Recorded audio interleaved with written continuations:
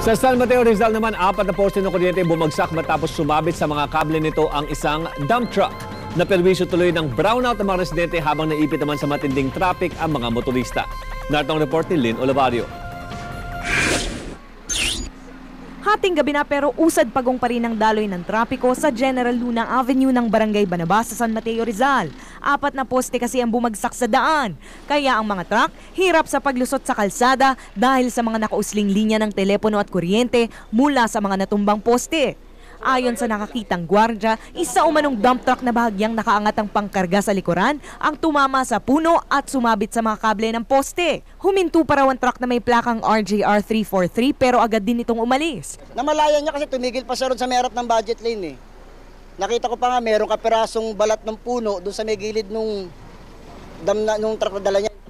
Sakto namang papadating ang isa pang dump truck na sumabit din sa mga kable kaya tuluyan ang nahila pababa ang mga poste.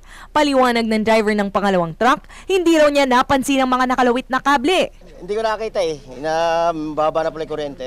Palagi naman kami dumadaan dyan eh. Pati ang arko ng St. Matthews Subdivision nawasak ng mabagsakan ng poste. Dahil dito, nawala ng kuryente ang buong subdivision. Pagsilip ko sa bintana, nakita ko ibang subdivision, may ilaw. Sobrang laking abala kung ilang araw bago magawa yan.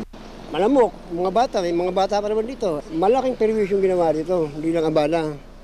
Ayon sa mga taga-Meralco, 3 communication poles at isang poste nito ang bumagsak. Nag-aantay na lang kami ng troko na bubuhat ng poste.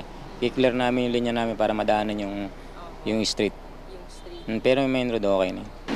Pero maibabalik naman daw ang kuryente ngayong araw. Hindi pa rin lusot sa kasong reckless imprudence resulting in damage to property si Bautista. Hinahanap na ng mga otoridad ang driver ng truck na naunang sumabit sa mga kable. Lynn Olivario, News 5.